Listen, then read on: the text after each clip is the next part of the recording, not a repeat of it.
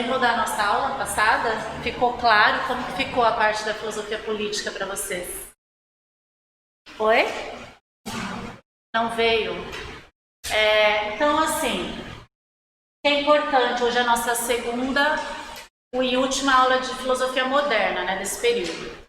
Então, a gente está vendo duas principais áreas da filosofia moderna nesse período, que é a política e a epistemologia ou teoria do conhecimento.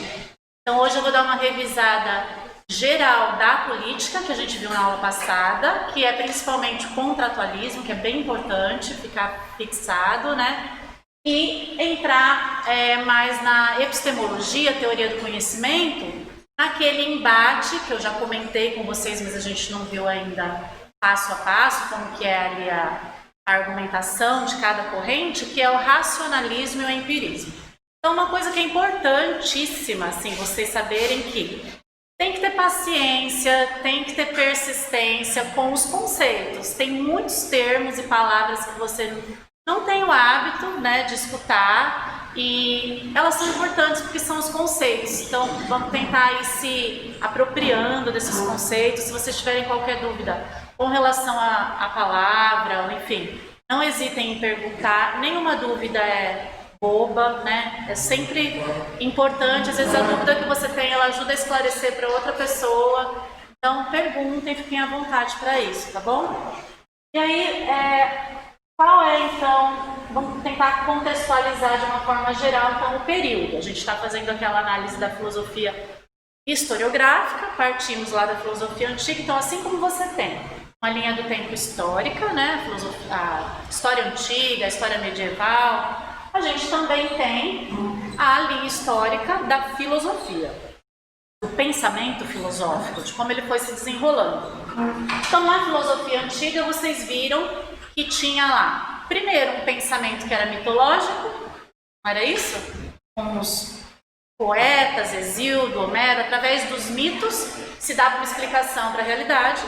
E aí a gente tem um momento que isso muda, que é o surgimento da filosofia, que são os filósofos pré-socráticos, que vão explicar lá a filosofia de uma determinada maneira, através da arquê.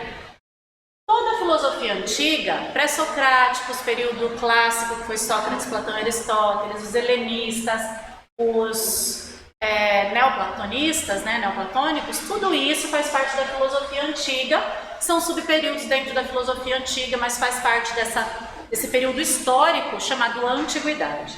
A gente passou então para o período medieval, vendo quais foram as características da filosofia medieval, na época então histórica, chamada Idade Média, né? E a gente viu que na Idade Média tinha duas principais correntes lá, que eram a patrística, no comecinho da Idade Média, né? Na primeira metade lá da Idade Média, e depois a escolástica, já então do meio para o final da Idade Média, a gente chama de Alta Idade Média, lá no comecinho, na patrística, Baixa Idade Média, aqui já mais próximo do Renascimento, que abre a filosofia moderna, que é o período que a gente vai ver hoje, né? Está vendo.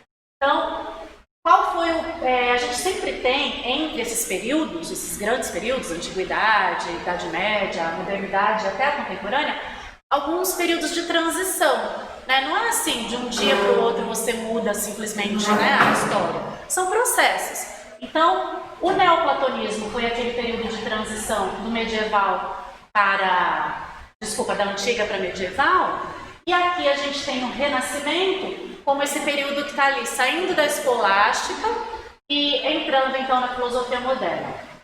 Qual que era a principal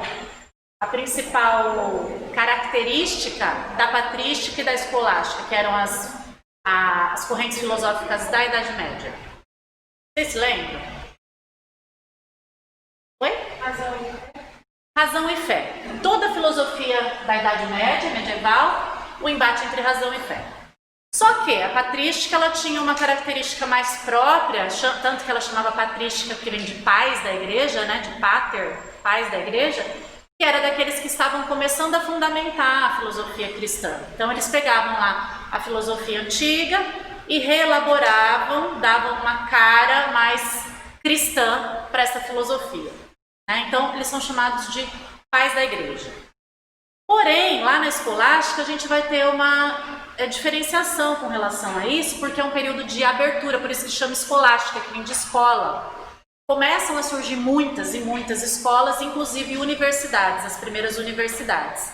É um período também, enquanto na patrística, que é o início, a gente tinha a filosofia de Platão, né, Santo Agostinho retomava Platão, na escolástica a gente tem Aristóteles. São Tomás de Aquino retoma a filosofia de Aristóteles. E a filosofia de Aristóteles era aquela que trazia muito essa noção de que é necessário olhar para a natureza, para o mundo material, não tanto lá, né, no mundo longínquo, o mundo das ideias como Platão, mas sim olhar para a natureza.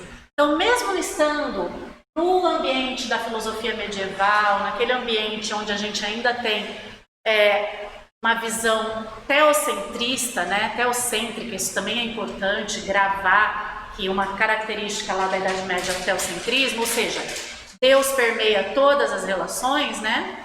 Tudo que se desenvolve ali está relacionado com a ideia de Deus.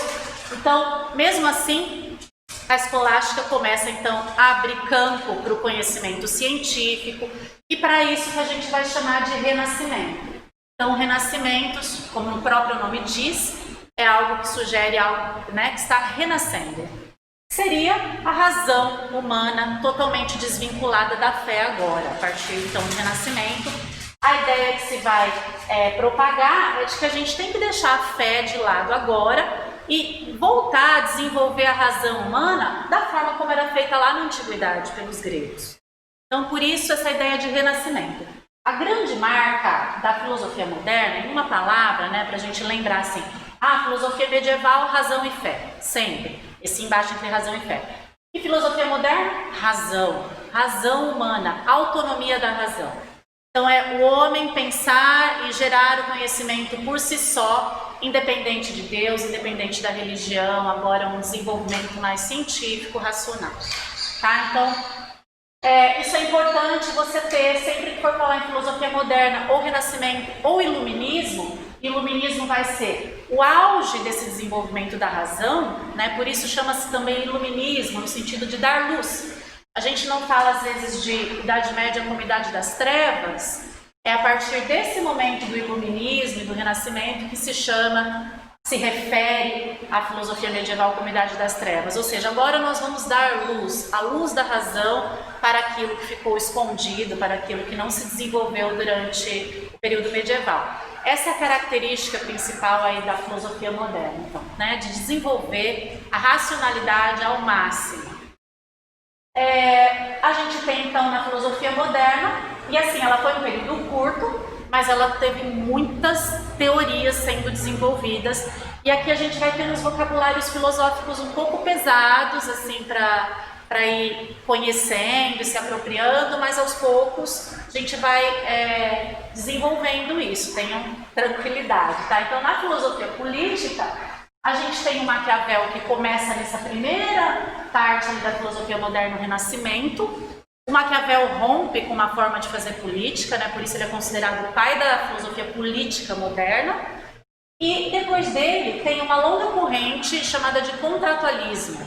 E é importante saber que o contratualismo ele é uma forma de se entender a política, não é exatamente uma teoria, ou seja, tem 3 filósofos contratualistas principalmente, cada um tem a sua teoria específica. Não são teorias iguais, elas só usam o mesmo modelo, o mesmo modo de compreensão, que é aquele, e eu vou retomar isso que a gente já viu na aula passada, que envolve 2 conceitos, que é o conceito de, 3 aliás, né? O conceito de estado de natureza, contrato social, por isso é chamado de contratualismo, e estado civil ou estado de sociedade, né? Então, o que esses filósofos falavam? Eles tomavam assim, para tentar entender como que se dá a organização social, né, a sociedade, como que seria antes disso? Se hoje nós vivemos sob leis, de uma forma totalmente regularizada, né, temos direitos, princípios que regem aí as nossas relações, como será que isso se deu antes disso? Por que a gente, de que forma a gente entrou nesse tipo de organização social? E aí o estado de natureza, então, representa esse estado pré-social, antes da sociedade, antes de se organizar. Só que cada filósofo, né, vai explicar o estado de natureza de uma forma, vai explicar o contrato social de uma forma diferente, e, enfim. Essas seriam as principais teorias e filósofos que vão aparecer nas provas, né, dentro do período moderno. Maquiavel sempre cai nas provas e os contratualistas que são Hobbes, Locke e Rousseau. Temos depois, né, depois não, na verdade isso aqui se dá concomitantemente, né, a teoria do conhecimento. Tanto que Locke, por exemplo, que era um filósofo contratualista, ele vai ser um filósofo muito importante também na teoria do conhecimento, considerado o pai do empirismo, né? Então aqui a gente tem, na teoria do conhecimento, René Descartes, que ficou conhecido por aquela célebre frase penso, logo existo, né? E a gente vai entender hoje o que ele quer dizer com isso, como que ele chegou nessa frase, no penso, logo existo. Ele é considerado o pai do racionalismo. Racionalismo vem de razão, né? Razão. E aí é importante a gente se perguntar o que ele quer dizer também com razão, né? É claro para vocês o que significa razão? O que vocês acham?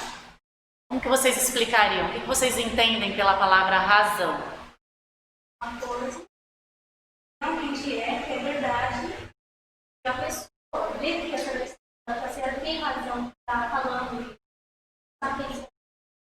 Certo, então olha só, ela está dizendo, pelo que eu entendi, me corrija se eu estiver errado, razão como aquilo que é correto, pode ser verificado, como dizer assim, você tem razão, você estava certo, é isso?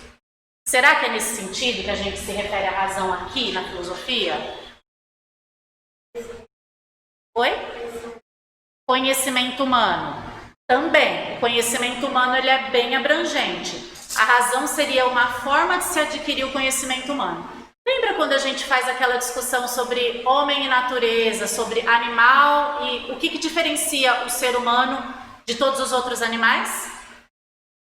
A racionalidade. Então, aqui a razão é nesse sentido. Nós somos os únicos animais racionais. A racionalidade é essa capacidade humana de adquirir conhecimento sobre as outras coisas.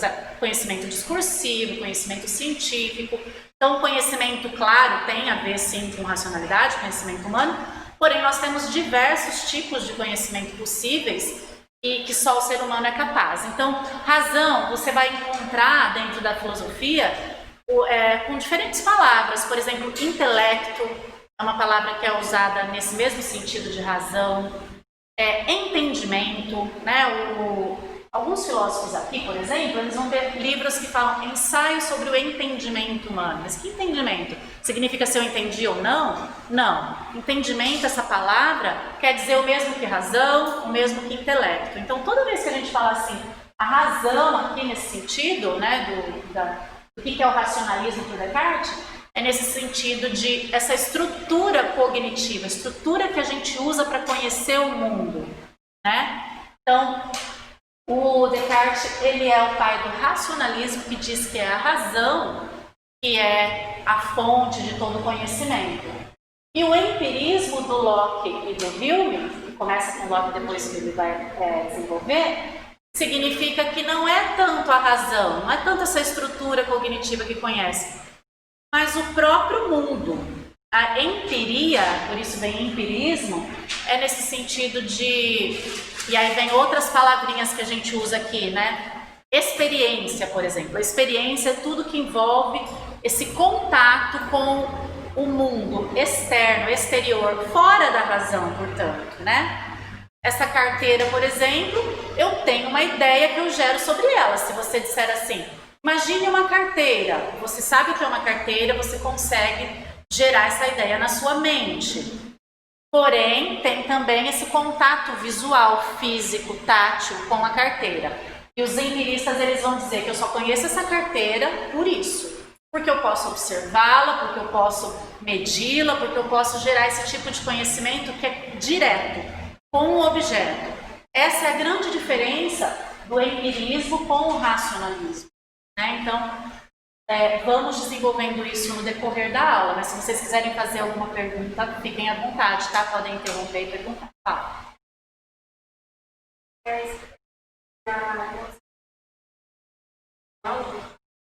Isso. O empirismo quer dizer que todo conhecimento humano que a gente tem, qualquer ideia que você tem na sua mente, ela foi adquirida. Ela não estava na sua mente, na sua razão, no seu intelecto, antes de você ter contato direto com aquilo no mundo. É nesse sentido. A experiência, e aí olha, toda vez que aparecer numa prova, a palavra experiência sensível, sensação, impressões, tudo isso não está relacionado com os órgãos dos sentidos, que são 5, né? Tato, olfato, visão, audição e paladar. É tudo isso que a gente percebe através do mundo, são estímulos, né? Que vêm de fora e que eu vou interpretar. Então, para o empirismo é assim que eles entendem todo conhecimento humano seria advindo disso.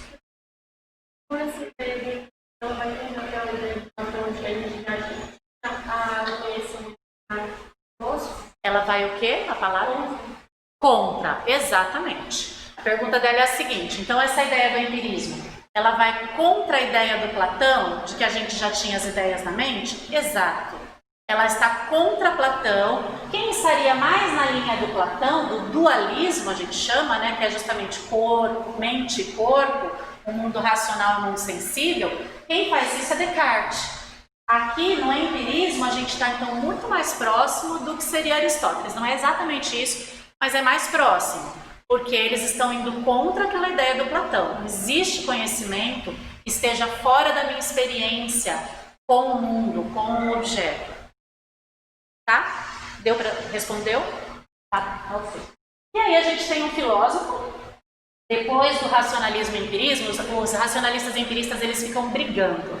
Literalmente eles ficam ali numa briga eterna sobre, não, é a razão que dá o conhecimento verdadeiro, não, é os sentidos. E o Kant vai dizer, olha, parem com essa discussão, não é por aí, as duas coisas são importantes, as duas coisas estão envolvidas em todo o conhecimento humano. Só que o Kant ele tem assim, uma teoria bem pesada, tem vários conceitos assim, bem difíceis mesmo, mas a gente vai ver o geral dele para entender como que ele faz essa crítica e essa fusão, tanto do racionalismo quanto do empirismo, tá? Que é importante. Inclusive, eu espero que dê tempo no final da gente ver duas questões do Enem sobre o Kant, que dá para ter essa visão geral de como que ele faz essa síntese, sem negar, né, mas ele faz essa síntese então do racionalismo e do empirismo. Aqui é só para a gente marcar lá, né, o teocentrismo é uma marca da filosofia medieval. Por que é importante a gente retomar a filosofia medieval? A filosofia sempre vai estar retomando os outros períodos, ou para continuar ou para refutar. E no caso da filosofia moderna, eles vão justamente tentar de uma vez por todas eliminar a fé do conhecimento humano. Então, sempre vai estar retomando nesse sentido. E aí tem essa contraposição aqui, ó, né, de teocentrismo na filosofia medieval. E o que é teocentrismo, então, na filosofia medieval? Deus no centro de tudo. Todo conhecimento tem que estar relacionado com Deus, tem que estar harmonizado com as verdades da Igreja Católica, que era que detinha maior poder, inclusive poder político nesse período, né? E aqui na filosofia moderna, que a gente tem então essa volta da razão humana, a característica é o antropocentrismo. E antropo significa homem, humano, humanidade, né? Então aqui o antropocentrismo é contraposto ao teocentrismo da filosofia medieval. Certo? Aqui então a razão, aqui a fé, né? Deus. E Deus, aqui o homem. Tudo bem? A gente já viu isso na aula passada. Posso passar ou vocês querem que... Pode falar rapidinho? Então, bem rapidamente. Só aqui conceituando o Renascimento, né? A gente vê uma imagem do Leonardo da Vinci, né? Que é renascentista. E aí a gente percebe essa retomada, então, dos ideais lá da filosofia clássica, filosofia grega, inclusive na arte, né? E o que é importante desse período gente, qual é o modelo cosmológico que a gente tem hoje? Como que a gente entende a organização do universo? A Terra, o Sol, os planetas, qual que é o modelo hoje, vigente? A ciência, certo? Mas como que a ciência hoje explica a organização do universo, dos planetas? O Sol está no centro e os demais planetas, inclusive a Terra, estão orbitando ao redor do Sol, ok? Isso é uma conquista do Renascimento, da filosofia moderna. Antes disso, qual era o modelo? A Terra no centro de tudo, certo? Que era chamado de modelo geocêntrico. Geo, Terra. Cêntrico, sempre o centro, né? O foco principal. Então, olha, durante 20 séculos a gente teve um modelo geocêntrico. A Terra era considerada o centro do universo. É aqui, na modernidade, no Renascimento, que a gente tem essa mudança que ficou conhecida, isso é importantíssimo vocês saberem, como Revolução Copernicana. Por que é chamado de Revolução Copernicana? Porque foi um cientista chamado Copérnico quem desenvolveu o sistema heliocêntrico, que é o sistema que tem o Sol no centro do universo, aquele que nós conhecemos hoje. Certo? Por que é tão importante a gente saber disso? Isso muda todas as relações de conhecimento do ser humano, né? Então, enquanto a gente tem lá um modelo geocêntrico, tudo aquilo que era desenvolvido tinha que estar em conformidade com Deus. Agora a gente tem, então, a razão humana desenvolvendo saber ativo, né? Gerando conhecimento sobre as coisas. E vai se dizer de Kant, por exemplo, que ele vai fazer uma segunda revolução copernicana. Né? A gente vai entender o que eles querem dizer quando eles se referem a Kant como um segundo Copérnico. Copérnico abala totalmente a estrutura. Durante 20 séculos, era de uma forma que se entendia a constituição do universo. Quando você traz o Sol para o centro e a Terra é apenas mais um planeta, né? O ser humano, então, não é feito à imagem e semelhança de Deus, né? Não é mais essa ideia. Então, ele faz uma grande revolução aí na forma de conhecimento também que vai ser gerada, né? E depois a gente vai ver por que o Kant seria associado com essa mesma ideia de fazer uma grande revolução na ciência, na filosofia do conhecimento, né? Na teoria do conhecimento. Oi.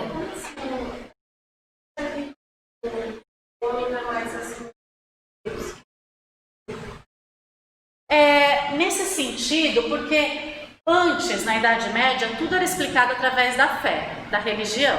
Inclusive, a Terra era admitido pela Igreja, que a Terra estava no centro do universo, porque isso se conformava com trechos bíblicos. Né? Então, Deus é o Criador. Essa ideia de um Deus Criador faz com que a Terra, como sendo o máximo da criação divina, e Deus que é feito à sua imagem e semelhança, né? O homem que é feito à sua imagem e semelhança, isso está muito de acordo com a religião, né? Com a fé cristã. Na filosofia moderna, principalmente no Renascimento, a ideia é abandonar tudo aquilo que esteja relacionado com a religião no campo da filosofia, separar as coisas. A fé é algo da religião, a razão é algo do campo do conhecimento filosófico. Né? Então, essa é a ideia ali que vai perdurar durante toda a filosofia moderna. Desenvolver ao máximo a razão humana, sem estar relacionada com a fé, para a gente conhecer o mundo. Não o mundo criado por Deus, isso não está mas sim o que a gente pode conhecer do mundo, tal como ele é. Tá? Através da racionalidade, do desenvolvimento racional. Então, aqui, retomando lá, teoria do conhecimento, filosofia política, né? Já falei sobre isso, quais são os principais filósofos da teoria do conhecimento e da política. Vamos relembrar rapidamente a política. Então, Maquiavel, ele trouxe dois conceitos principais na filosofia política, que era a virtude e a fortuna. Então, toda vez que você lembrar de Maquiavel, virtude e fortuna. A fortuna é aquilo que você não controla, não tem controle nenhum sobre os acontecimentos. E a virtude é a capacidade que o príncipe, o governante, tem que ter de dominar essa imprevisibilidade, tá? De controlar, de dominar, conquistar. Né? Essa é sempre a ideia do Maquiavel.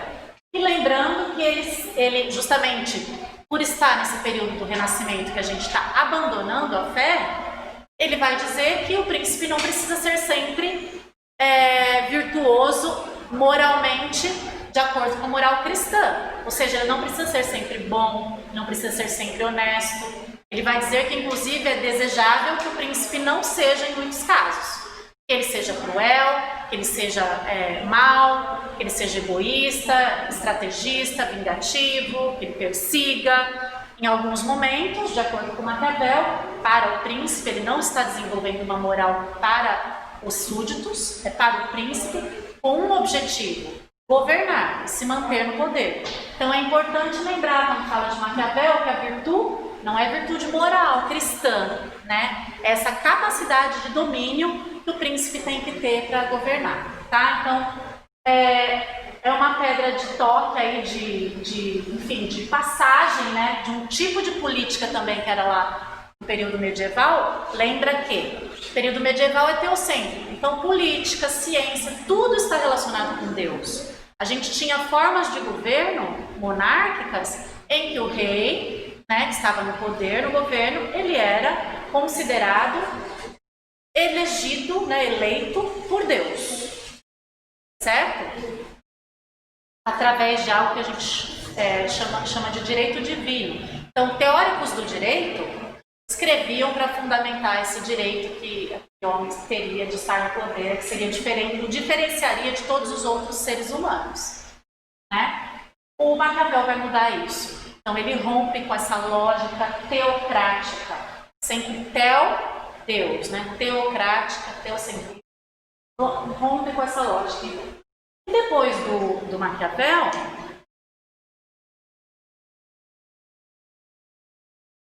acho que outra coisa importante do Maquiavel é o realismo político, né? Então, ele não vai falar sobre a política como ela tem que ser, e sim como ela é. Ele está observando tudo o que aconteceu até então, e vai desenvolver então essa ideia de que o príncipe, o governante, ele tem que agir na hora exata, saber reconhecer a hora exata de agir, né?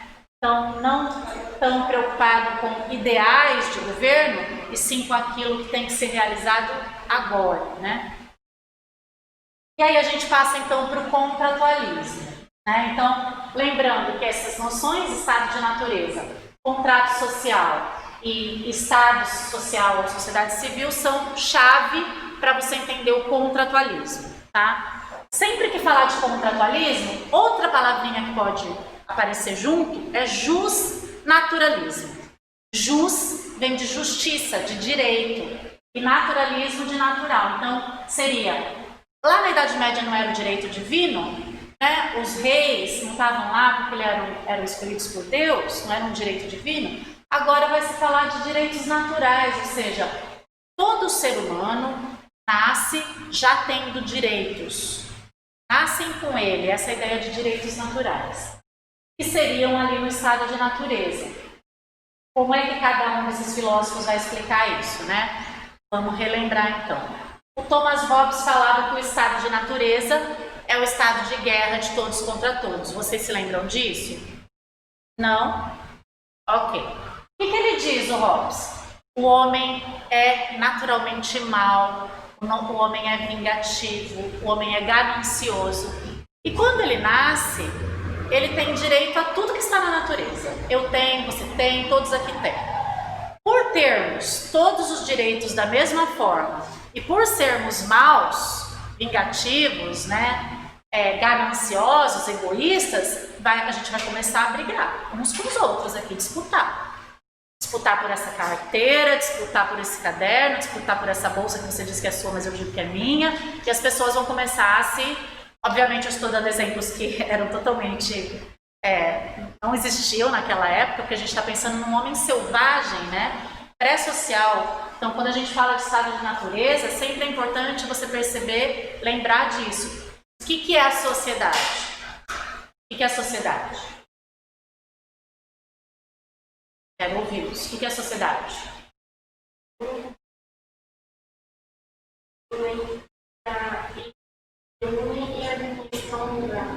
Isso, então essa ideia de uma junção de pessoas, né? Um grupo de pessoas que convive de uma forma organizada.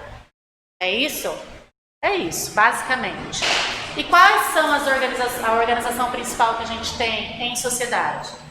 Leis, direitos, deveres, principalmente, não é? A noção de cidadania, não é, gente? O que a gente está falando aqui na teoria do contrato social? Como que a gente vivia, como que o homem vivia antes de se organizar socialmente? Antes das leis, antes dos direitos e deveres, antes, é disso que ele está falando, então é de um homem selvagem, né? Totalmente selvagem. No estado de natureza para o Hobbes, esse homem, ele vai viver um verdadeiro caos. Não existe nenhuma forma de respeito entre os seres humanos. E aí ele vai dizer que a única forma da gente passar a viver com segurança, pacificamente, é através do Estado. O que é o Estado? Essa fortaleza, né? Essa criação, porque ele não é natural, essa criação artificial que os homens vão desenvolver para manter a segurança. Então, por exemplo, eu teria direito total e liberdade total de agredir quem eu quisesse naturalmente, sem nenhuma lei que me impeça disso. Mas eu vou entregar isso para o Estado. Ele também vai entregar essa mesma força e direito que ele tem para o Estado. Ela também, você também, cada um. Todos os indivíduos vão abrir mão da sua liberdade, inclusive do seu direito de exercer a violência, e vão entregar para o Estado. E o Estado vai juntar todas essas forças e vai se formando como algo poderoso, e só ele, então, vai ter esse direito de exercer a violência. Em que sentido? Se um grupo de pessoas aqui se reúne contra o Estado, ele elimina aquele grupo de pessoas. Ele tem a legitimidade, a força para isso. Esse é o Estado hobbesiano. Porque o homem vive no estado de guerra permanente em natureza, né? O estado de natureza é um estado de guerra. A única forma de sair disso é um estado forte, um estado violento, que tem o monopólio da violência e que vai regular, controlar as relações entre os seres humanos. Tudo bem? Essa aqui é a imagem. Aqui na imagem, olha, cada partezinha do corpo, o Estado seria essa ideia de corpo, cada partezinha dessa é um indivíduo, né? Então, toda a força do Estado vem das forças individuais de todos reunidas. Ele centraliza o poder, tá? No Locke, a gente tem uma outra proposta. Ele vai dizer que no estado de natureza, ou seja, quando o homem nasce, né, antes de conviver lá em sociedade, ele tem direitos naturais que são direito à vida, sua própria vida, direito à liberdade e à propriedade. Certo? Então, pela primeira vez, alguém fala sobre propriedade privada como direito natural. Certo isso? Dá para entender? O que é propriedade privada? Algo que pertence a alguém e a ninguém mais. Porém, ele diz que, naturalmente, antes da gente ter leis que regulem isso, eu tenho direito à propriedade de terra. Você também tem, todos nós temos. Porém, pode ser que haja conflito em algum momento. Ele diz que essas propriedades que no início, em estado de natureza, ela é comum a todos, ela vai se tornar privada, ou seja, de uma pessoa só, quando ela se apropria disso através do seu trabalho. Então você é dono de si mesmo, porque ele diz que você é dono também da sua vida, da sua liberdade, né? Então você é dono de si mesmo, da sua vida, você vai colocar o seu trabalho em cima daquela terra e isso vai fazer com que ela se torne apenas sua. Porém, vai haver conflitos e é por isso que o contrato social é necessário. O contrato social é sempre esse pacto que os homens vão fazer para passar, então, do estado de natureza para o estado civil, de sociedade. Pode falar. Professora, essa propriedade, eu só tinha falado na aula anterior, mas eu estava com uma pergunta, mas passou entrando. Essa propriedade que ele fala, é só a propriedade de coisas, de imóveis, de temas, só essas coisas. Ele não tem, tipo, ele casar, agora a mulher dele é a propriedade dele. Não tem isso. Sabe por que não poderia ser? Porque ele fala que a gente tem a propriedade da nossa vida. Então, quando você tem também a noção de propriedade dele natural, lá no direito natural, no estado de natureza, ela é bem ampla. Ela é principalmente propriedade de terra, mas como ele diz que você é proprietário de si mesmo, da sua vida, da sua liberdade, não é possível você escravizar ou se tornar dono da sua mulher, por exemplo, se você se casar. O intuito dele não é esse, gente. O intuito dele está num momento que a burguesia está surgindo e ele está escrevendo, né, tentando dar fundamentação teórica para um tipo de Estado que está nascendo, que é o Estado liberal. Ou seja, um Estado que vai assegurar a possibilidade de você ter propriedade privada, propriedade de terra mesmo, né? Está pensando em bens materiais. Ok? Sim. Não entendeu direito? O Estado... Para o Locke?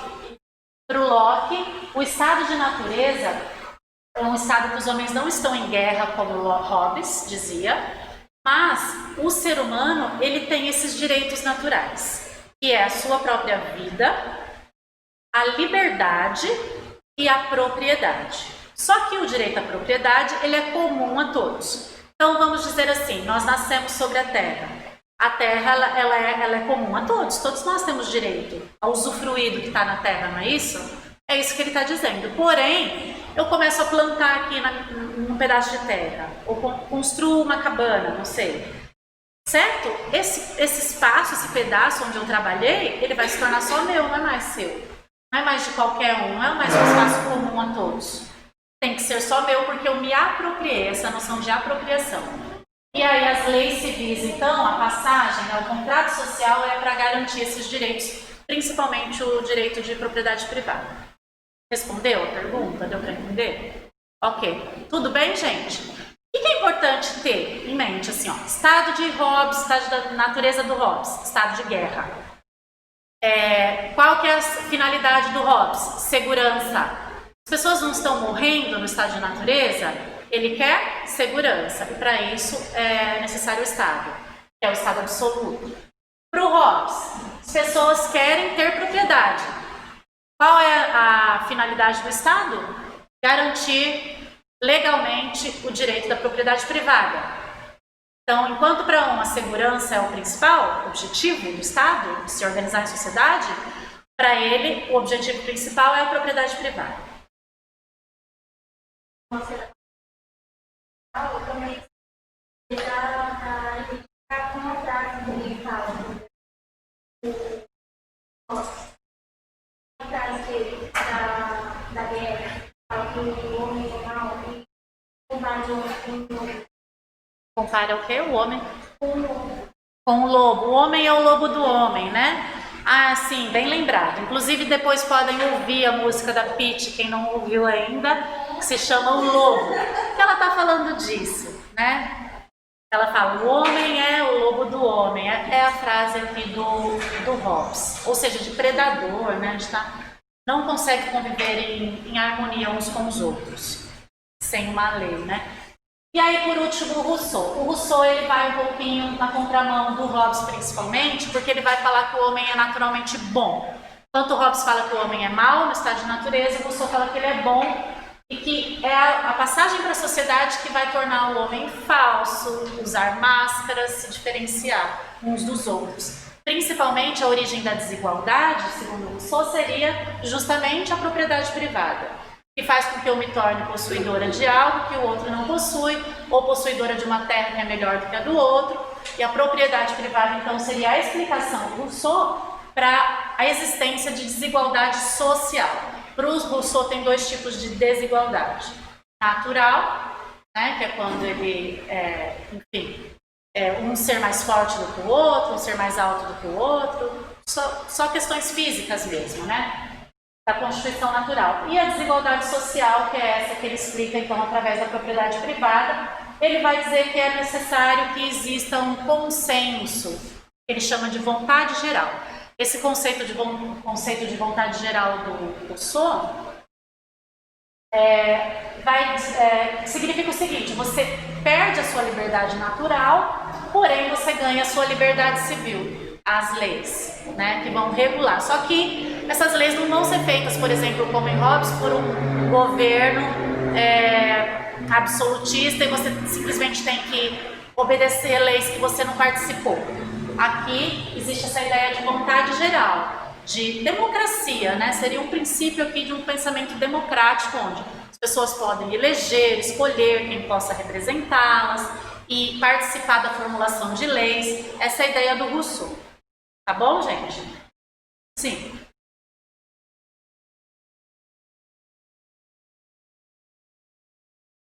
Mas ele fala que a autoridade é de cada um é o seu corpo. Então, não é uma pessoa mal, é a sociedade. Como assim? Não, peraí, você misturou um pouquinho. Quem fala que a propriedade privada é igual para todos, né, o direito, e que se torna privada na medida que você vai se apropriando é o Locke. O Rousseau, ele diz o seguinte, ele não fala exatamente isso, ele vai dizer que o que gera desigualdade é justamente a passagem para a propriedade privada. Ele diz assim, só um minutinho, quando um homem cerca um espaço de terra e diz isto é meu, ele usa bem essa imagem mesmo. Nesse momento se inicia conflito e desigualdade. Diga. Não é que o homem, ele nasce bom, mas só se torna mal depois que ele nasce na sociedade. Tá. O Rousseau, ele fala assim, o homem, essa teoria chamada de teoria do bom selvagem, a do Rousseau, ele vai ter uma ideia totalmente oposta do Hobbes, porque ele vai dizer o quê? O estado de natureza humana é um estado de infância, é um estado de perfeita harmonia com a natureza, dos seres humanos uns com os outros. Ele fala de uma coisa chamada piedade natural. Então, assim, o homem é naturalmente bom, né? Porém, ele vai dizer que com o desenvolvimento da agricultura, da metalurgia, aos poucos o homem vai se distanciando da sua natureza e passa a ter máscaras e passa, inclusive, o auge disso, dessa diferenciação, é a propriedade privada, aí é que surge então o conflito. Pois não. Ele diz que o homem é uma folha branca, o homem o que é uma folha branca? Uma folha branca, a sociedade comum, alguma coisa assim?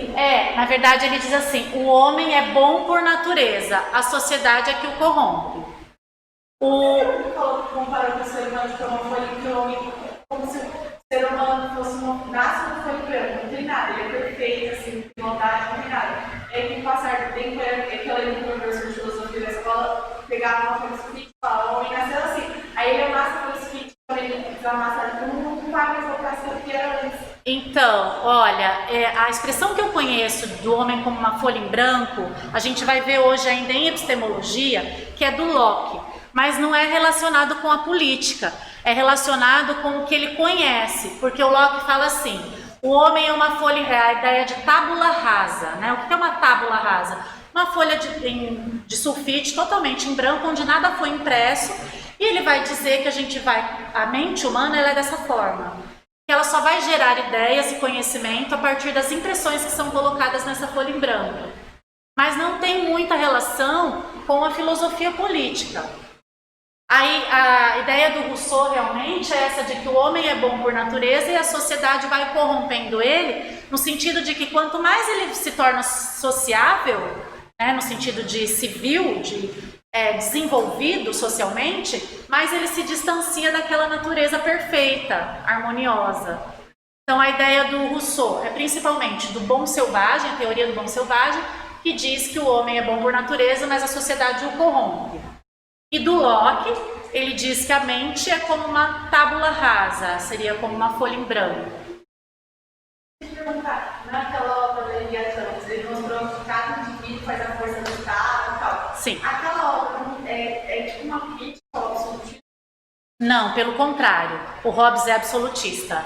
O Hobbes ele está fundamentando teoricamente, isso é muito importante a gente ter. Às vezes a gente fica tão preocupado em entender os conceitos e esquece dessa noção que é importantíssima e muito cobrada nas provas, que é você entender em que contexto que está. Por que ele está escrevendo aquilo? Sempre tem, né, um fundamento ali. E o fundamento do Hobbes é esse, oferecer teoricamente argumentos que justifiquem o absolutismo, o Estado absolutista. Isso aqui que a gente está vendo são teorias do Estado moderno. Né? Então, como a gente está falando do Estado absolutista, do Estado liberal e de um Estado mais democrático. Então, para o Hobbes, é o Estado absolutista, então não é uma crítica de forma alguma ao Estado absolutista, é o oposto. É dizer que o Estado absolutista ele é necessário e justificado, né? E no caso do Locke, é um Estado liberal, ou seja, o Estado ele não intervém tanto como o Estado absolutista, mas ele tem que intervir porque as pessoas precisam ter suas propriedades privadas, e a garantia da propriedade privada é o Estado e as leis que vão dar.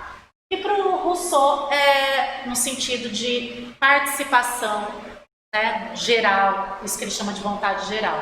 De você poder, ele já está no final, né, já no iluminismo, você poder então participar ativamente da política. Certo?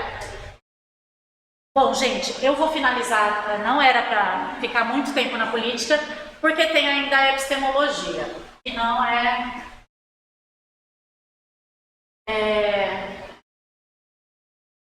Vamos lá, então, o que seria epistemologia? O que vocês acham? Ou teoria do conhecimento, o que vocês entendem por isso?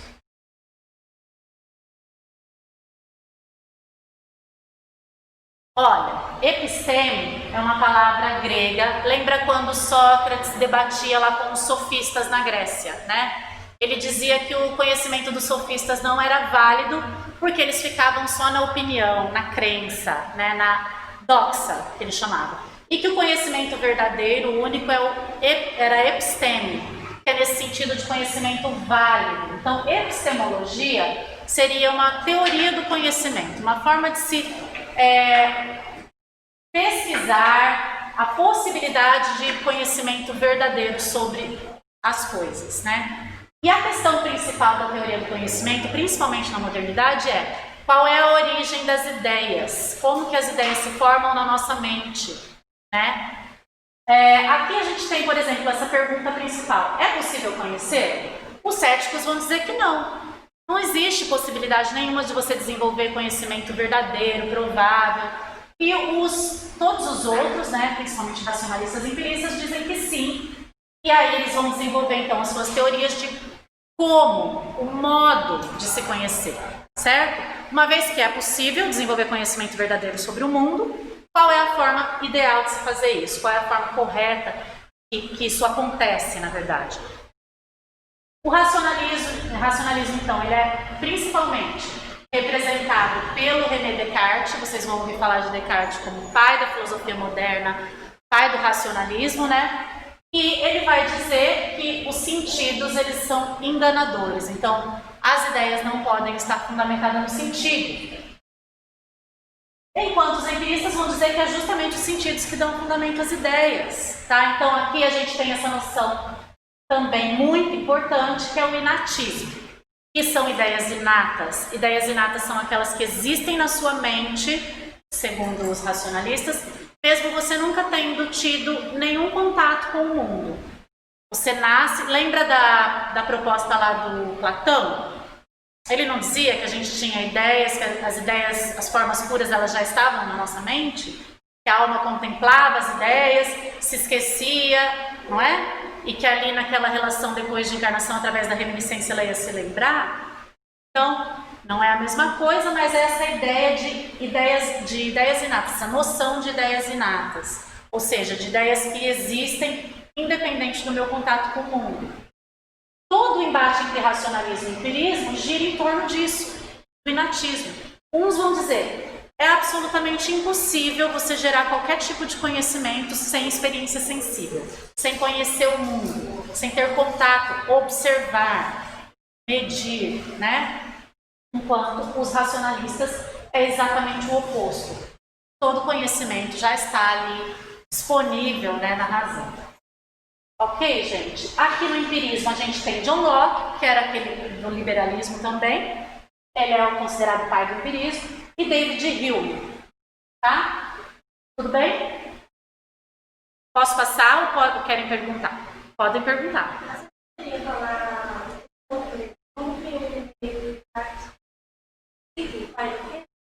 pai da filosofia moderna, o René Descartes, né? E pai do racionalismo.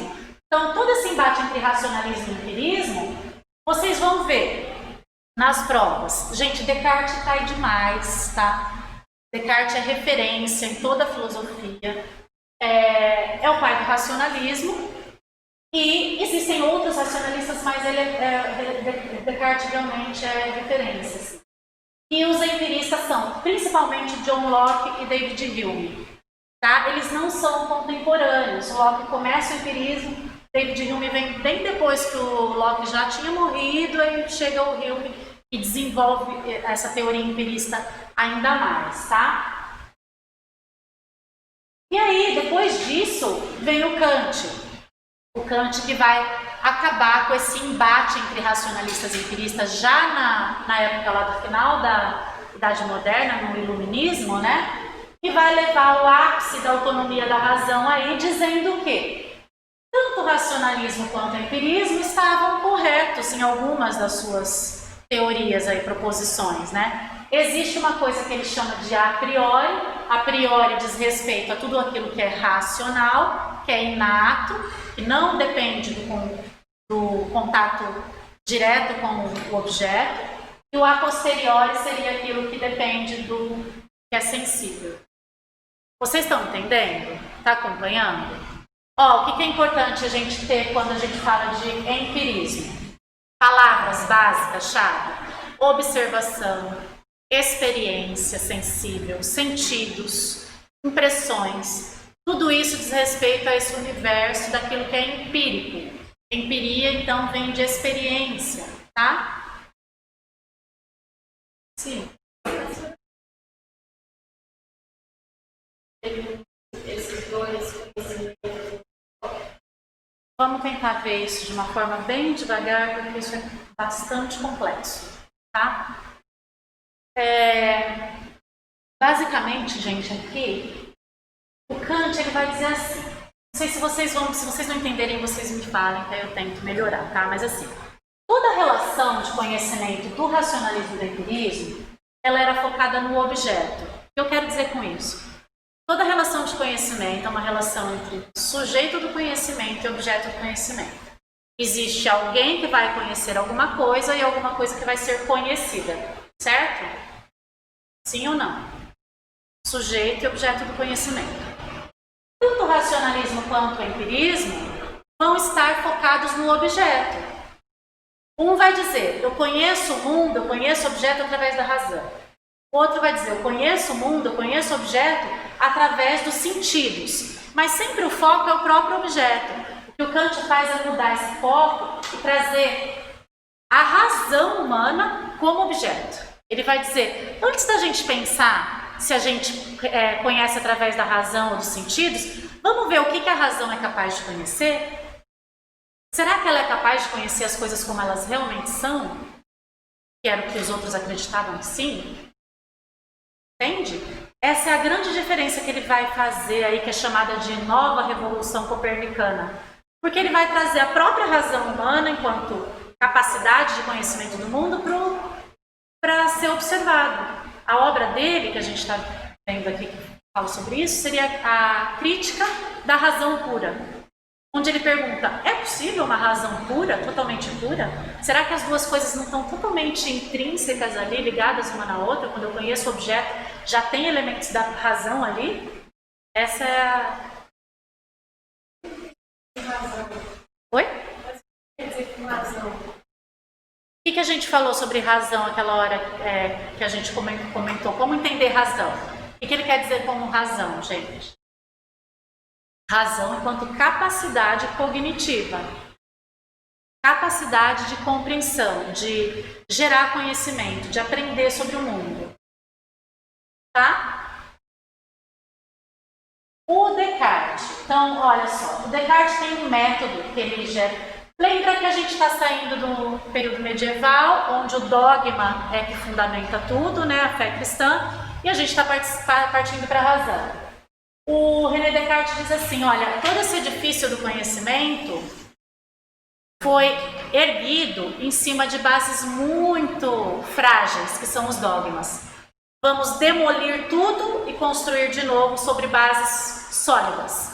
E aí, o que ele vai fazer? Qual é a forma de demolir tudo isso?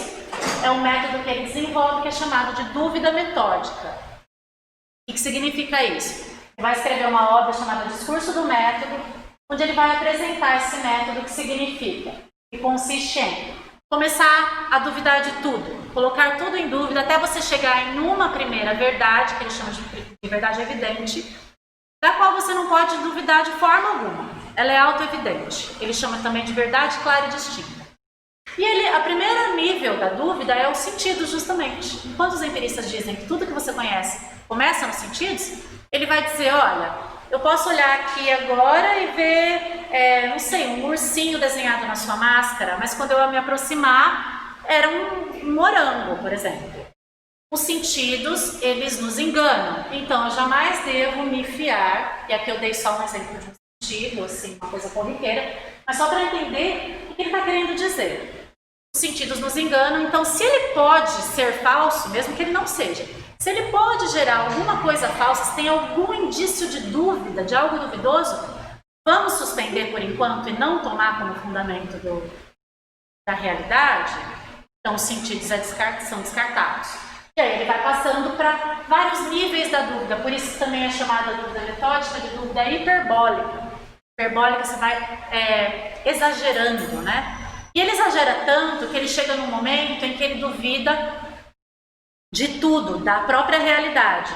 Isso aqui, por exemplo, seria uma ilusão. Ele diz, é um argumento do sonho. Ele diz assim, quando você está sonhando, não te parece real? Você não sente a água molhando o seu braço, o seu corpo, ou algo uma dor? Não te parece muito real o sonho? E o que garante que a realidade não é também um sonho, não é também uma ilusão.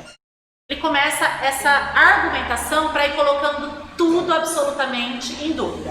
E ele chega numa primeira verdade aqui, uma primeira constatação, na verdade, né? Ele diz assim, enquanto eu estou duvidando que eu estou aqui, estou duvidando dos sentidos, estou duvidando, né? Enquanto eu estou duvidando, eu estou pensando. Disso eu não consigo duvidar. Eu estou pensando, como eu vou duvidar disso? Então a primeira constatação é, enquanto eu duvido, estou colocando esse método em prática, estou duvidando, eu estou pensando. E se eu penso, logo eu existo. Então a primeira verdade que ele chega, fundamental, é a verdade do sujeito, a existência do sujeito racional, que é a existência, né?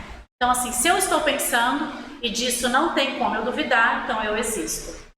Penso, logo existo, a forma como ele chega no cogito ergo sum, né? Quando você ouve falar do cogito cartesiano, é isso.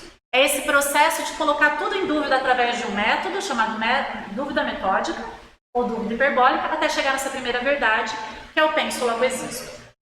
Isso é a chave principal assim, da filosofia do Descartes, que mostra como que ele está dizendo que a razão ela é o ponto principal aí de você compreender. Veja que ele não está falando, a primeira coisa que ele põe em dúvida são os sentidos, né? Então é através da razão que você consegue gerar, alcançar todo conhecimento humano. Ok? Estou correndo um pouquinho. Isso aqui, gente, eu trouxe só para vocês terem, mas é pouquíssimo provável que isso seja cobrado na prova, porém é necessário que vocês conheçam e saibam que existe, que são as etapas do método cartesiano.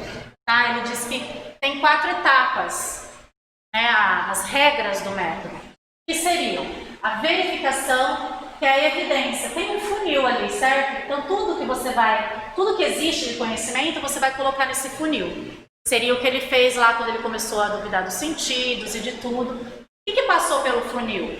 O que era uma verdade evidente? A existência, eu penso, logo existo. Esse já teria passado por essa primeira etapa da evidência. E aí você vai aumentando os graus aí do método, né? Seria dividir ao máximo o problema, organizá-lo. O Descartes era matemático. Então, o método dele é, de uma certa forma não, é totalmente matemático, dedutivo.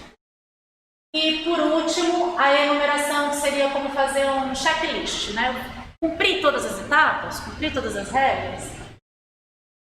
Mas isso aqui realmente não precisa se preocupar com isso, tá? Depois, então, aí a gente teria o empirismo britânico, né? Que era Locke e Hill. Primeiro Locke, que é quem surge aí com o empirismo, quem dá origem, e aqui a noção de tábula rasa, né, que ela mencionou. Ele diz a ideia de que a mente é como uma folha em branco.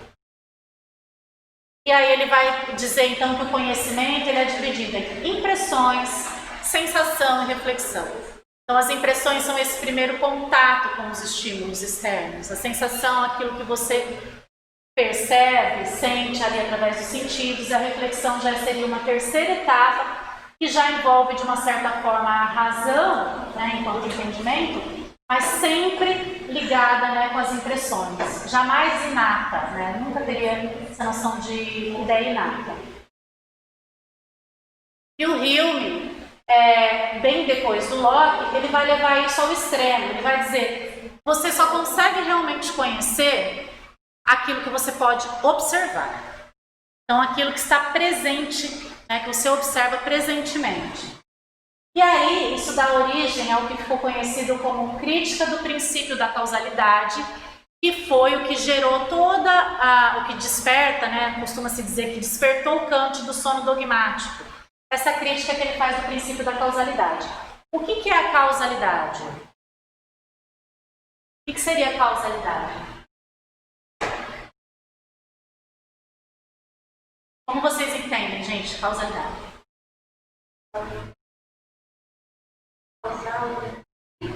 Causar o quê? Não, aqui a gente está, né, no campo... mais no campo do conhecimento, não tem tanto essa noção do conflito, né? Que seria mais lá no que a gente estava vendo de política, ética. Aqui ele está falando mesmo de conhecimento, de relação causa e efeito. Por exemplo, você observa em uma mesa de bilhar, jogando bilhar, ele usa esse exemplo, né? Você toca em uma bola toca na outra, e toca na outra, e toca na outra. Então, existe uma relação de causa e efeito. A causa do movimento de uma bola é justamente a outra bola ter tocado nela. Ela é efeito daquela causa. Existe essa relação, então, de causalidade. Uma causa e um efeito. E assim por diante. E ele diz que a causalidade, na verdade, esse princípio de causalidade é o que fundamenta todo conhecimento científico. Aí ele vai dizer, mas como que a gente chega nessa noção de causalidade? Através da observação e através do hábito. Por exemplo, o sol nasce todos os dias? Sim ou não? Ele vai dizer não? Não, na verdade ele não vai dizer não, mas assim, pense que o sol não nasce todos os dias. Essa é uma impressão que nós temos, uma forma de adquirir o conhecimento, né? De interpretar, que na verdade é a Terra que está girando, não é o Sol que está nascendo. Existe já uma diferenciação. Mas tem um outro nível, né? Que é o seguinte, ele vai dizer, por que eu acredito que amanhã o Sol vai nascer? Porque todo dia ele nasce, então isso é fruto do hábito, da observação. Porém, diz ele, não há nada que garanta que isso vá realmente acontecer, né? Então, essa crítica que ele faz aqui do princípio da causalidade vai despertar lá no Kant o que ele chama de sono dogmático, né? O que o Kant vai dizer? Através do Hume, da crítica da causalidade, ele se vê desperto e ele começa a se questionar, então, se é realmente possível uma razão pura, independente de toda a experiência, né? Então, o Kant não é empirista, não é racionalista, mas ele não nega nenhum dos dois. Ele faz uma fusão, uma junção aí dos dois, né? Principalmente nos conceitos de juízo a priori e juízo a posteriori. Deixa eu passar.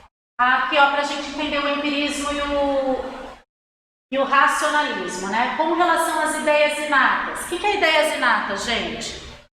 Precisa gravar. O que são ideias inatas ou inatismo? Ele está no ranking? Oi? Ele está no ranking? Não entendi. Ele está no ranking do nosso raciocínio? Isso. Ideias que já estão lá na nossa mente. antes de eu ter contato com o mundo sensível, sensorial, sem ideias inatas. Para o Descartes, existem, sim. Para o Locke e para o Hume, não. Jamais qualquer inatismo é inaceitável para o Locke e para o Hume. Não existe nada que não tenha surgido, que seja proveniente, tem que provir dos sentidos. Sentido, sensação, aquilo que é empírico, a experiência. Para o Descartes, pode ser fundamento do conhecimento? Não, jamais. É o oposto, Para o Locke e para o Hume, sim. Esses são o nível mais fundamental, todo conhecimento provém desses dois.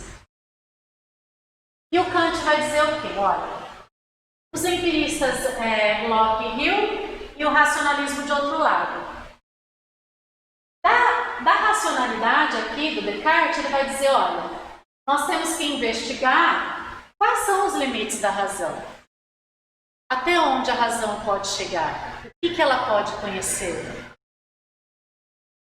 E lá do empirismo, do Locke e do Hume, ele vai introduzir uma noção que é chamada de fenômeno. Ou seja, é aquilo que eu posso conhecer que pode ser observado. Então, essa diferenciação entre fenômeno e número quer dizer o seguinte, que existem aspectos do objeto de conhecimento, das coisas, que não podem ser conhecidos pela razão, ela tem limites. E tem aspectos do fenômeno, da coisa, que sim, podem ser conhecidos. E aí a gente utiliza sim os sentidos para conhecer.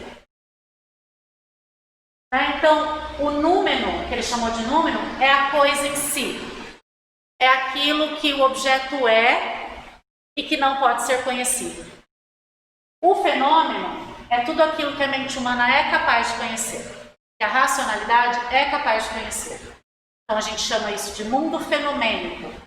E para se conhecer o fenômeno, a razão ela utiliza aí, passa por duas categorias que são categorias de tempo e espaço. Ou seja, tudo aquilo que nós conhecemos está dentro de uma perspectiva espacial e temporal.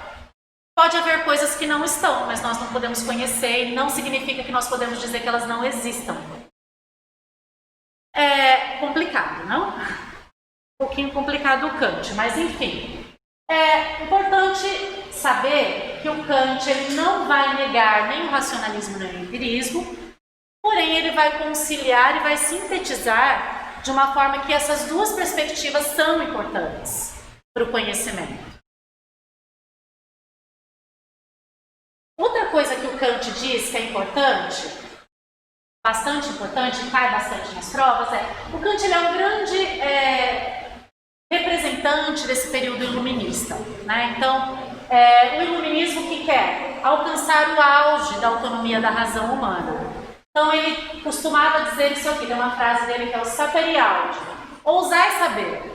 Você sair da menoridade, e aí a menoridade é um conceito dele, através do esclarecimento desse movimento de autonomia da razão, você sai de um estado de menoridade para um de maioridade, autonomia da razão. Ele também está se referindo aqui, de uma certa forma, à filosofia da Idade Média, onde tudo tinha que ser permeado pela igreja. Então ele está dizendo aqui, ouse saber por você mesmo, pela sua própria razão, não fique tão dependente daquilo que os outros estão dizendo, É nesse sentido de gerar autonomia. A forma de você sair da menoridade intelectual é através do esclarecimento. Vamos ver uma questão sobre isso, para entender o que ele está dizendo? Aqui, é a questão do Enem de 2012. Diz assim, esse trecho é o trecho do texto do Kant que se chama Resposta à pergunta, o que é esclarecimento? Esclarecimento é uma palavra que em alemão significa o mesmo que iluminismo. Então, é dentro desse movimento aí que é chamado de iluminismo. O Kant diz o seguinte, esclarecimento é a saída do homem de sua menoridade. Menoridade nesse sentido, de ficar à mercê das coisas que os outros dizem, não usar a sua própria razão. da qual ele próprio é culpado. Então, o próprio homem é culpado de ficar sempre sob a tutela de outros, dependente do que os outros estão dizendo. A menoridade é a incapacidade de fazer uso do seu entendimento sem a direção de outro indivíduo. O homem é o próprio culpado dessa menoridade, se a causa dela não se encontra na falta de entendimento, mas na falta de decisão e coragem de servir-se de si mesmo sem a direção de outrem. Então é aquela frase dele, né? Sapere aude, ouse saber, tenha coragem de sair da tutela de outras pessoas e usar a sua própria razão. Atinja o auge, a autonomia da sua razão. Essa é a ideia, né? A preguiça e a covardia são as causas pelas quais uma tão grande parte dos homens, depois que a natureza de há muito os libertou de uma condição estranha, continuem, no entanto, de bom grado menores durante toda a vida. E aí, olha só o que diz a questão. Kant destaca no texto o conceito de esclarecimento, fundamental para a compreensão do contexto filosófico da modernidade. Esclarecimento, no sentido empregado por Kant, representa. Vamos tentar aí responder. A reivindicação de autonomia da capacidade racional como expressão da maioridade? O que vocês acham? Sim, Então, olha lá. O conceito de esclarecimento fundamental para a compreensão da modernidade. O que o Kant está entendendo por isso? Justamente a reivindicação de autonomia da capacidade racional como expressão da maioridade. É aquele conceito dele, justamente, de você sair da minoridade através do esclarecimento, através do uso da razão, de atingir o máximo ali do desenvolvimento da razão para atingir a maioridade. Por que não seriam as outras? Olha só. A B. O exercício da racionalidade como pressuposto menor diante das verdades eternas? Não, ele está justamente falando contra essa ideia de verdades eternas, de fé, de religião. Não é um pressuposto menor a racionalidade, é um pressuposto maior, certo? Não poderia ser. A C. A imposição de verdades matemáticas com caráter objetivo de forma heterônoma? Não. Ele não fala nada sobre verdade matemática ali, né, gente? D. Compreensão de verdades religiosas que libertam o homem da falta de entendimento? Não, ele está falando justamente do desenvolvimento racional e não religioso, certo? E a emancipação da subjetividade humana de ideologias produzidas pela própria razão? Não, né? Aqui realmente seria o ápice do desenvolvimento da razão, o ápice da capacidade racional. E a outra questão também do Enem, que fala sobre o que eu mencionei com vocês da Revolução Copernicana. Por que é considerado que ele faz uma segunda Revolução Copernicana? Né? Então, até hoje, admitia-se que nosso conhecimento, até o Kant falando, né, se devia regular pelos objetos. De quem que ele está falando? A que ele está se referindo? Porém, todas as tentativas para descobrir, mediante conceitos, algo que ampliasse nosso conhecimento, malogravam-se com esse pressuposto. Tentemos, pois, uma vez, experimentar se não se resolverão melhor as tarefas da metafísica, admitindo que os objetos deveriam se regular pelo nosso conhecimento. Quando ele diz aqui, olha, até hoje admitia-se que o nosso conhecimento se devia regular pelos objetos, a quem será que ele está se referindo? Empiristas e racionalistas. Porque os dois estão falando do conhecimento do objeto. O que o Kant vai falar vamos olhar para a própria razão, o que ela pode conhecer e o que ela não pode. Depois a gente fala sobre isso, mas primeiro vamos delimitar qual é a capacidade da razão de conhecimento. Então aqui, olha, a questão diz o seguinte: o trecho em questão é uma referência ao que ficou conhecido como Revolução Copernicana da Filosofia. Nele, confrontam-se duas posições filosóficas.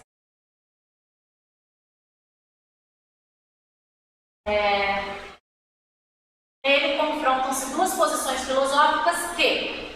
Quais são essas duas posições filosóficas, gente? Empirismo e racionalismo. O que elas fazem? Assumem pontos de vista opostos acerca da natureza do conhecimento? Sim ou não?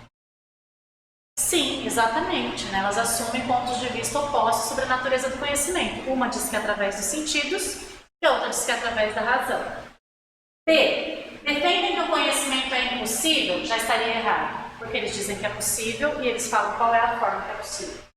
C. Revelam a relação de interdependência dos dados da experiência e reflexão filosófica? Não, isso seria uma característica de Kant. É ele que vai conciliar as coisas, né? Tanto os dados da experiência sensível quanto a capacidade racional. Apostam, no que diz respeito às tarefas da filosofia, a primazia das ideias em relação aos objetos? Não. Quem faria isso? Quem faria isso? A primazia das ideias em relação aos objetos? O racionalismo, né? Que fala que as ideias estão lá na mente, independente dos objetos sensíveis. E aí, refutam-se mutuamente quanto à natureza do nosso conhecimento, são ambas recusadas por Kant. Até a primeira parte estaria correta, olha. Essas duas posições, elas se refutam mutuamente, né? Elas são contrárias uma à outra, quanto à natureza do nosso conhecimento. Porém, elas não são recusadas por Kant, por isso que estaria errada essa. Ok? Essas são as duas questões sobre Kant que eu trouxe do Enem para a gente tentar entender um pouquinho melhor ali sobre a proposta dele. Vocês querem fazer perguntas em geral sobre qualquer ponto de hoje da aula? Empiristas, racionalistas, ou querem esclarecer algo que não tenha ficado muito claro? A teoria? A teoria do Kant. É assim, é bastante complicado mesmo. Kant a gente não aprende, mesmo quando a gente está estudando em filosofia, a gente passa no mínimo um semestre inteiro, às vezes vários, estudando Kant, porque é bem complicado. O que é importantíssimo você entender do Kant é que ele faz essa fusão do racionalismo e do empirismo. Sem entender racionalismo e empirismo, não se entende Kant de forma alguma, porque são pressupostos da filosofia kantiana. Tá? Então, é fundamental você entender o que é que os racionalistas estão dizendo e o que os empiristas estão dizendo. E aí o Kant ele vai reelaborar isso de uma forma sem recusar, né, sem refutar os dois, sem recusar, na verdade, juntando as duas partes. Principalmente o conceito de a priori e a posteriori, né? O a priori estaria mais próximo, mais relacionado ao que a gente entende como ideias inatas, ou seja, aquilo que não depende do conhecimento da realidade sensível. E o a posteriori seria isso que está mais relacionado ao conhecimento da experiência sensível. Certo? Então é isso. Nos slides tem mais questões sobre filosofia política, os contratualistas de Maquiavel, e sobre racionalismo e empirismo também, tá? Se vocês quiserem depois fazer, testar, tem o trabalho lá também. Obrigada.